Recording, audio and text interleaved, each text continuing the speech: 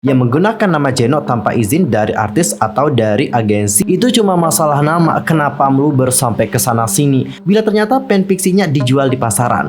Dikarenakan mereka juga seperti melihat kesunyian saat BTS mulai menyanyikan lagu lama mereka.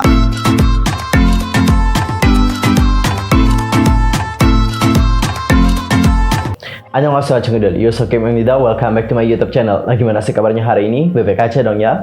Dan mungkin semua yang lagi dalam kondisi nggak baik-baik aja, keep fighting guys, don't give up. Well, untuk hari ini kita akan ngebahas tentang topik-topik yang lagi hangat banget diperbincangkan oleh para K-popers. Apa aja topiknya? Wait, tahan dulu. Sebelum kita bahas tentang hal itu bersama-sama, pastikan dulu untuk tekan tombol subscribe, bunyi loncengnya, serta jangan lupa juga buat like, comment, dan share kepada teman-teman yang lain. Dan berikut adalah pembahasan selengkapnya. Oke Cinggu, untuk berita pertama, kita akan mulai dulu membahas tentang nama Jeno yang kabarnya diduga digunakan secara ilegal di TV adaptasi novel fanfiction NCT. Dan hal ini juga sudah masuk ke dalam portal berita K-pop internasional, yaitu Koreabook. Channel NCT menjadi trending setelah penggemar mengecam salah satu serial TV Indonesia yang mana ternyata ceritanya itu diadaptasi dari sebuah novel bernama Dikta dan Hukum. Nah, Dikta dan Hukum ini merupakan sebuah novel yang mulai terkenal sebagai AU atau alam semesta alternatif fanfiction dari NCT yang awalnya viral diterbitkan di Twitter. Masalahnya terletak pada serial TV serta penulis novel yang menggunakan nama Jeno tanpa izin dari artis atau dari agensinya, yaitu SM Entertainment. Ini penting dikarenakan Dikta dan Hukum sebenarnya menampilkan anggota NCT lainnya, terutama Doyoung, yang namanya diubah oleh penulis setelah novel diterbitkan. Faktanya adalah karakter Doyoung adalah karakter utama, yaitu Dikta. Namun meskipun anggota NCT lainnya sekarang dikenal sebagai karakter yang berbeda dalam cerita, nama Jeno tetap tidak berubah, bahkan dalam adaptasi serial TV.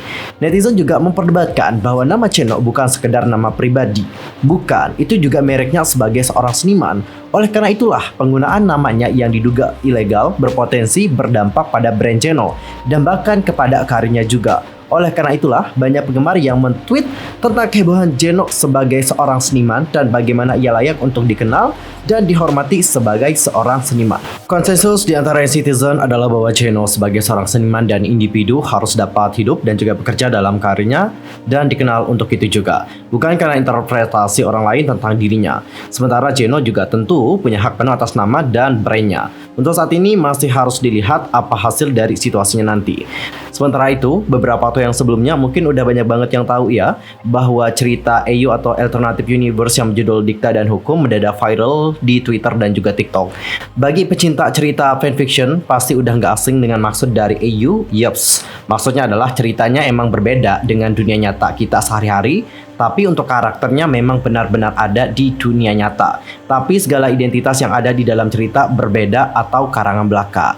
Nah, akun Twitter dengan username @kejepryan itu hadir dengan tweet potongan-potongan screenshot antara pesan WhatsApp beserta gambaran perwujudan karakternya. Dalam AU ini, Dikta digambarkan dalam perwujudan Doyoung NCT. Penyajian cerita AU ini cukup berbeda dengan yang lainnya karena potongan chat ini bersambung dalam thread dan menjadi satu kesatuan utuh cerita AU yang mungkin bisa bikin hati kamu berbunga-bunga dan bahkan sampai nangis juga nih kalau baca ceritanya. Sekilas untuk ceritanya sendiri, Dikta ini adalah mahasiswa hukum tingkat akhir yang pinter, sedangkan untuk Nadira, dia ini anak SMA kelas 12 yang males dan juga mageran. Dikta anaknya serius dan disiplin, tapi Nadira sukanya ngeluh dan banyak mau. Walaupun karakternya Dikta dingin, ia sering membantu tugas-tugas Nadira dan selalu menjadi penyelamatnya dikala tugas menyerang. Bahkan Dikta ini juga sampai kayak guru les bimbelnya Nadira sih, demi mempersiapkan Nadira masuk ke perguruan tinggi. Mereka juga udah berteman sejak kecil hingga akhirnya mereka terjebak dalam perjodohan kedua orang tua mereka. Padahal Nadira udah punya pacar. Dikta pun sempat punya pacar, tapi akhirnya gagal karena diselingkuhi. Sama-sama bilang gak suka dan gak setuju sama perjodohannya sih, tapi perhatiannya Dikta ke Nadira benar-benar bertolak belakang dengan pernyataannya itu. Dikta emang dingin banget, tapi cuma dia yang perhatian sama semua hal kecil dari Nadira. Pokoknya Cinggu, hubungan mereka itu emang ribet tapi rame sih. Sampai ketika Dikta akhirnya menceritakan sedikit demi sedikit hal yang selama ini ia tutupi dan ia juga punya wishlist yang ingin ia lakukan bersama dengan Nadira. Nah Cinggu, buat kalian yang pengen tahu cerita lengkapnya kayak gimana, mungkin bisa baca-baca lagi ya novelnya ataupun mungkin tweetnya kalau masih ada ya. Dan Cinggu, seperti yang aku baca-baca komentarnya sih, banyak yang menyebutkan bahwa penggemar-penggemar itu kayak lebay. Kan ini perkara nama ya, tapi kenapa sih sampai dibawa kayak gini banget gitu. For the example deh, salah satu pendapatnya dari Gary di Instagramnya. Untuk Gary sendiri, dia berkomentar kayak gini. Sorry, out of topic, gue greget sih mau speak up nih. Lagi rame kan ributin masalah nama Geno di Dikta dan Hukum The Series, ya kan? Gue juga sampai nyari tahu dari awal kenapa ini jadi masalah, dan seketika kesel sendiri. Itu cuma masalah nama, kenapa meluber sampai ke sana sini, seolah penulisnya melakukan plagiasi ataupun kesalahan fatal lainnya. Kenapa nggak diprotes pas awal novelnya terbit? Sekarang kan udah syuting nih, berjalan juga, malah minta pada ganti nama. Hey, agensi sebesar SM Entertainment nggak terlalu sibuk ngurusin hal sesepele ini. Apalagi pada kirim email rame banget ke SM, malu-maluin aja. Yang ada, lu malah diketawain sama staff dan juga admin yang pegang emailnya. Mungkin mereka mikir, gue kira apa pada spam email, gak ada laporan yang lebih penting apa? Gue yakin it's not problem buat mereka. Kalian aja sih yang besar-besarin masalahnya. Ara juga berhak menghindar dari masalah ini dan menenangkan diri dengan cara apapun. Tapi gue curiga ini tuh ada provokator yang mungkin aja non K-popers. Demi apa gue ngakak sama kesel sendiri baca-bacain argumen di Twitter yang kebanyakan sok tahu. Nah Cenggu, dikarenakan aku hanyalah seorang K-popers bukan penulis, aku nggak bisa komentar banyak. Jadi aku akan langsung aja ngambil opini dari seorang blogger di Kimchi Day tentang komersil terhadap fanfiction. Apakah cerita fanfiction itu dapat diperjualbelikan atau sampai dibuatkan novel? Dalam blognya ada beberapa poin yang dapat kita ambil. Nah di sana ia menuliskan bahwa kalau kita bicara tentang karya yang punya hak paten, seperti novel yang udah terbit atau film yang pernah dirilis, akan kelihatan jelas pelanggaran hak akan karya seseorang di sana bila ternyata fanfiksinya dijual di pasaran. Tapi gimana sih kalau kasusnya sekarang adalah bila yang dipakai adalah orang beneran? Seperti ini para idol-idol nggak cuma K-pop aja, tapi juga seluruh selebriti di dunia. Dengan menjual karya fanfiction, ini berarti kita telah mengambil untung dengan memanfaatkan nama seseorang. Kecuali orang yang kita pakai namanya itu dapat royalti dari hasil bagi keuntungan. Oke lah, itu urusan beda. Tapi aku yakin para penerbit yang menerbitkan karya-karya semacam itu pasti tidak melakukannya. Kalau memang cerita itu tidak merefleksikan selebriti dengan nama tertentu, maka seharusnya nggak perlu pakai kata embel-embel fanfiction story ya, atau bla bla bla. Dan mereka juga tidak perlu memakai wajah sang selebritis tertentu untuk menjadi cover dalam novelnya hanya untuk menarik perhatian para remaja labil yang histeris saat melihat muka selebritis favorit mereka terpampang di sebuah buku. Dan buat yang belum tahu ya, nama dari seorang idol K-pop sebenarnya sudah masuk ke dalam brand, dan bahkan dikarenakan pentingnya sebuah nama panggung ini, mereka sendiri bahkan tidak bisa memakainya lagi jika mereka itu keluar dari agensi guys, serius. Kita sebutkan saja nih seperti idol K-pop dari YG Entertainment, mulai dari Taeyang, G-Dragon sampai Lisa Blackpink deh. Nama mereka itu sudah dihak patenkan oleh YG Entertainment. Itu berarti kalau mereka keluar dari agensi, maka mereka itu tidak bisa menggunakan nama mereka kembali jika mereka pengen memulai karir mereka di tempat yang lain. Selain itu, ada beberapa grup yang juga harus mengubah nama mereka nih kalau mereka itu masih mau melanjutkan karirnya. Contoh nih, kayak Beast dulunya berada di Cube Entertainment, tapi dikarenakan mereka sudah pindah, maka nama mereka berubah menjadi Highlight.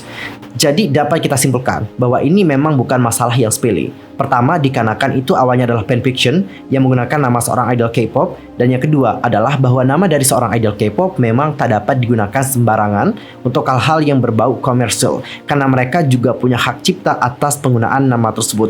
Jadi seandainya kalau memang mau menggunakan hal-hal seperti ini, harus ada juga persetujuan dari agensi yang bersangkutan. Dan untuk nama dari Geno, aku juga nggak tahu sih apakah namanya sudah didaftarkan oleh SM Entertainment atau tidak. Jika namanya memang sudah didaftarkan ke dalam hak cipta, waduh, ini juga dapat menjadi masalah yang cukup problem sih guys. Dan gimana pendapat kalian tentang hal yang satu ini? Langsung saja sampaikan di kolom komentar. Dan untuk topik yang kedua, kita akan ngebahas tentang konser dari BTS.